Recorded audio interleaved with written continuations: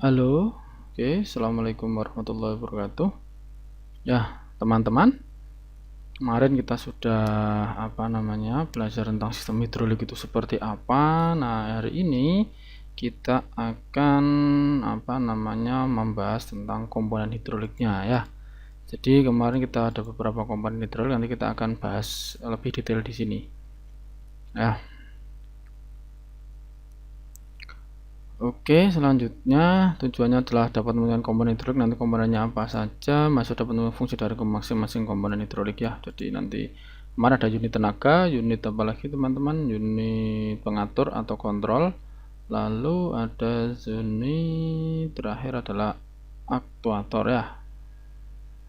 Oke, working element atau unit penggerak atau aktuator. Oke, hari ini kita akan belajar tentang komponen dari hidrolik. Komponen hidrolik itu yang pertama unit tenaga, seperti yang jelaskan kemarin. Unit tenaga atau power pack atau power supply unit ini berfungsi sebagai pembangkit aliran, ya, pembangkit aliran, yaitu mengalirkan cairan hidrolik ke seluruh komponen hidrolik untuk mentransfer yang diberikan oleh penggerak mula. Jadi kalau di Vesto, ya. Jadi tenaga itu, jadi intinya di sini. Jadi unit tenaga terdiri menggerak mula primover berupa motor listrik atau motor bakar. Jadi bisa menggunakan motor yang menggunakan listrik, bisa menggunakan motor bensin ataupun motor diesel ya. Penggerak mula menghasilkan tenaga mekanik berupa putaran poros, yaitu hasil pengubahan tenaga listrik menjadi tenaga panas sehingga menjadi tenaga mekanik. Nah, lalu ada pompa hidrolik ya, berfungsi sebagai pembangkit aliran fluida mengalirkan cairan ke seluruh sistem. Poros pompa hidrolik disambung dikopel ya dengan poros penggerak mula, sehingga begitu penggerak mula berputar maka pompa hidrolik pun berputar. Putaran pompa menyebabkan terjadinya penyedotan cairan dari tangki hidrolik ke penekanan atau pengairan ke seluruh saluran tekan ya. Lalu yang ini yang paling penting juga ada namanya tangki hidrolik yang berfungsinya adalah menampung atau menjadi cairan hidrolik. Mungkin kalau mengatur tenaga yang bantu tenaga. Jadi ini tangki hidrolik ini harus ada karena dia tertutup ya, tapi kalau menggunakan pneumatik tidak ada ya. Jadi unit tenaga nanti kita bisa dilihat di Vesto Fluid Sim H ini. Nah, kita lihat di sini kita pakai yang supply element. Nah, ini kita bisa lihat di sini, ini power pack ya. Kita lihat di sini, kita bisa lihat begini, maaf, komponen deskripsinya. Nah, ini di sini ada tangkinya ya, ada tangkinya, lalu di dalamnya itu ada motornya. Motor itu untuk di sini motor, lalu ke pompanya. Jadi ini motor untuk menggerakkan, boleh menggunakan listrik, bisa menggunakan, ini di simbolnya itu ada pompa. Jadi kalau ini nanti kita menggunakan yang ini adalah simbol pompa, pump unit ini adalah pompa. Kalau jadikan ini sama, ini juga jadi satu.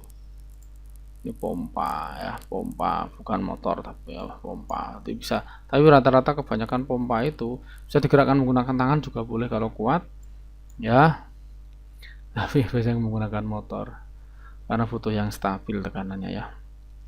Lalu ya, ini adalah ya, ada motor, ada ini pompa. Lalu setelah itu ya, maafkan, penggerak pemulihan ada motor listrik tadi, lalu ada pompa hidrolik, lalu yang terakhir adalah tangki hidrolik. Itu adalah unit tenaganya. Jadi tenaganya tergantung itu ya. Jadi ada modelnya, ada yang seperti ini. Jadi satu, ini motornya ya, di sini ini regulatornya. Nah, kalau yang Vesto nanti modelnya seperti ini. Vesto ya. Jadi tangki fungsinya apa? Untuk jadi tangki itu nanti di sini akan sebagai penyimpan cairan hidrolik, juga akan sebagai penampung cairan hidrolik yang telah digunakan. Begitu ya teman-teman. Jadi sangat penting untuk tangki di sini. Lalu yang kedua ada namanya unit pengatur, hampir sama dengan pneumatik ya. Jadi cara untuk pengendalian pengaturan di dalam sirkuit hidrolik urutannya juga berikut.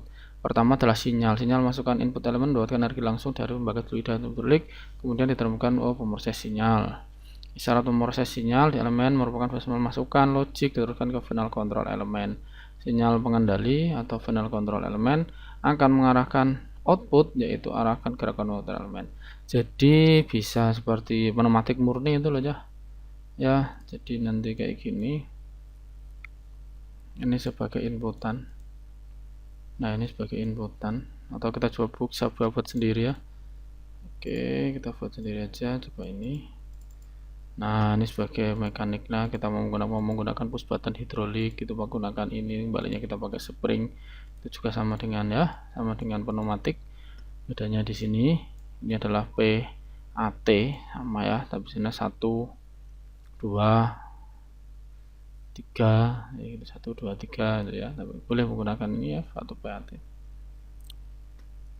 ya, berarti menggunakan ini inputnya ya, atau ini kan bisa menggunakan mekanik ya. Mekaniknya banyak, bisa ada ini yang umum, ini push button, ini menggunakan handle. Jadi kalau handle itu jadinya kayak gini, handle, kita coba yang ini iya. Nah, ini dia, ini handle, jadi digerakkan oleh tangan, jadi gerak kanan kiri on off gitu ya. Ini seperti itu. Nah, ini ada plunyer, di sini ada plunyer, di sini plunyer. Ya, ini dia, ketekan ini, ketekan dia akan on, dilepas dia off gitu ya. Oke ya, selanjutnya bukan viskositas. Nah, jadi terus sinyal pemroses. Nah, jadi ini inputnya tadi seperti itu ya, inputan. Lalu yang kedua ada elemen processing. Kemarin masih ingat ya, elemen processing itu kayak gini. Berarti ada valve control yang untuk elemen processing, contohnya shuttle valve. Ini shuttle valve ya, masih ingat ya, shuttle valve seperti apa ya? Kalau ada tuh pressure valve. Nah, kalau ini adalah kontrol N ya, kontrol N, kontrol OR gitu ya teman-teman ya.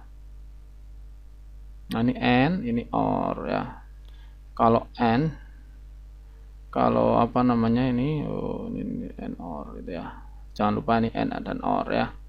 Oke, selanjutnya ini adalah elemen pemroses. Setelah elemen pemroses atau isyarat pemroses, lalu set pengendali akhir. Kalau sinyal dari akhir itu kayak gini ya, berarti pengendali akhir. Jadi measure instrumen bukan pengendali akhir ya, kayak gini. Contohnya untuk 5/2. Oke, kita hapus yang lain, kita hapus dulu. Oke, kita ini input, ini pemroses ya, tak benar ya, ini input, ini pemroses. Nah, ini namanya pengendali akhir. Nah, pengendali akhir biasanya kita bisa menggunakan ini ya, bisa menggunakan electrical, namanya solenoid valve ya, ini. Oke, ini solenoid valve. Lalu bisa menggunakan ini, bisa menggunakan ini, the hydraulic valve, berarti. Nah, ini pengendalinya menggunakan hidrolik. Lalu bisa menggunakan dua-duanya, yaitu hidrolik. Oke. Dan ini pun bisa menggunakan yang manual, berarti mekanik. Jadi kita bisa menggunakan yang electrical and hydraulic and manuality. Kita pakai push button namanya, kita pakai push button. Iya. Nah, ini juga bisa ya untuk pengendali akhirnya. Seperti itu. Ya, ini untuk elemen inputnya, ini pemrosesnya, ini yang ini adalah untuk elemen outputnya. Itu elemen akhirnya ya, atau elemen pengerjanya, ini dia ya. Jadi ada 3 1 2 3 untuk elemen pengaturnya. Lalu setelah itu ya berarti elemen pengendali akhirnya sudah kita tahu ya, ada banyak, bisa pengendali mekanik, bisa mekanik. Yang mekanik itu untuk sinyalin masukan mekanik, lalu proses and or, lalu sinyal akhir itu menggunakan apa namanya, pneumatik dan hidrolik ya, hidrolik, electricity dan hidrolik gitu maksudnya. Nah, ini sebagai penyegar saja ya. Jadi menurut fungsinya katup-katup dikelompokkan menjadi berikut ya. Yang pertama katup pengarah. Jadi katup ini berfungsi untuk mengatur atau mengendalikan arah cairan hidrolik yang bekerja untuk menggerakkan aktuator. Dengan kata lain berfungsi sebagai pengendali gerak arah aktuator ya. Jadi contohnya itu jumlah katup pengarah diberi nama berdasarkan jumlah lubang atau saluran port ya, terus jumlah posisi kerja, jumlah jenis penggerak katup, dan nama tambahan sesuai dengan karakteristiknya. Jadi sama seperti dengan pneumatik ya. Contoh kita ini adalah valve 2/2, jadi ada 2 lubang, 1, 2 ya. Lalu jumlah posisinya sudah ya, posisinya sudah, terus jenis penggerak katupnya. Oke, ini ada dua lubang, 2 posisi ya, berarti kan 2/2. Penggerak katupnya apa? Kalau kita menggunakan push button berarti namanya valve push button valve 2/2 kan gitu. Kalau penggerak baliknya udah with spring, berarti kita menggunakan with spring untuk pengembaliannya. Jadi push button valve 2/2 with spring kan gitu. Kalau 3/2 gimana? Sama ya, jadi seperti itu. Oke, nah seperti yang saya jelaskan tadi, beberapa kontrol valve itu ada yang valve dengan penggerakan mekanik, contohnya ini menggunakan gerakan tangan ya, lalu ini menggunakan plunyer ya. Jadi ada yang mekanik, lalu ada yang menggunakan solenoid valve atau menggunakan listrik gitu ya. Jadi ini fungsinya valve gitu ya, valve, ada yang valve menggunakan mekanik, banyak sekali ya kalau yang menggunakan mekanik ya. Contohnya ini tadi ya, seperti yang di pneumatik hampir sama persis ya. Ini ada umum, ada general, ini general G10, push button D10, hand itu apa ya, ini hand begitu menggunakan tangan, hand D10, ini pedal D10 gitu ya.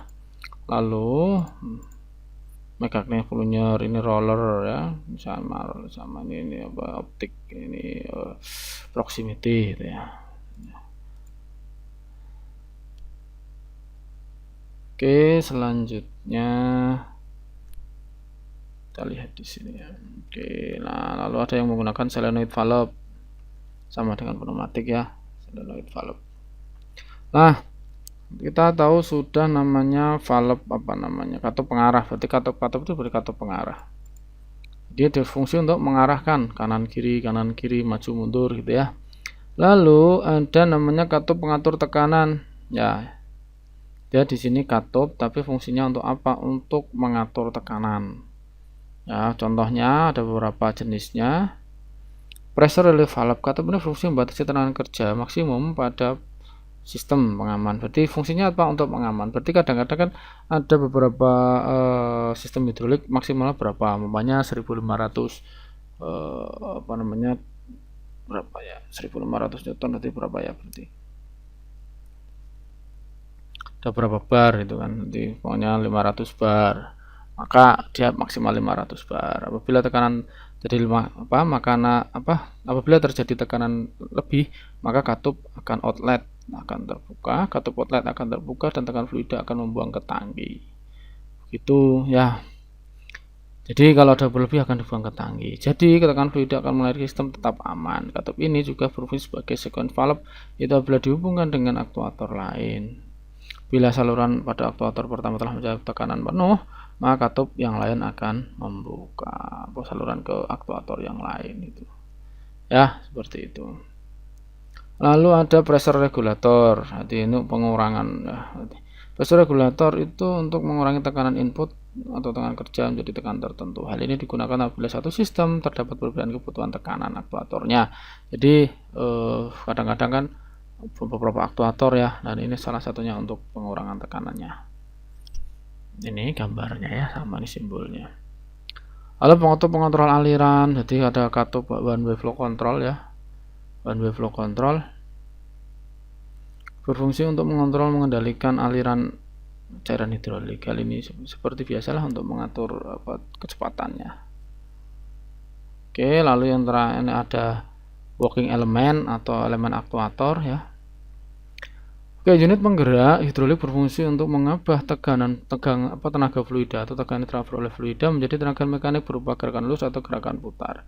Sama dengan pneumatik ya, berarti penggerak hidrolik dikelompokkan jadi tiga. Yang pertama gerak lurus atau linear aktuator, lalu ada motor penggerak atau rotary aktuator, motor hidrolik, dan yang ketiga adalah penggerak putar terbatas atau limit aktuator. Nah, penggerak lurus dibuat jadi dua, yaitu silinder kerja tunggal dan silinder kerja ganda. Silinder kerja tunggal simbolnya seperti ini, tapi aslinya mungkin tidak ada ya. Karena apa? Karena apa ya, untuk mengembalikannya berat, susah, harus ada tekanan yang berat dari sini agar bisa balik ke sini gitu. Lalu ada silinder kerja ganda, modelnya seperti ini yang banyak digunakan, silinder kerja ganda. Lalu ada motor, berarti motor hidrolik ini terdapat tekanan dari oli tekanan, nanti dia akan berputar, simbolnya kayak gini. Dan penggerak putar terbatas limited aktuator, dia bergerak 180 derajat, tekanlah ini.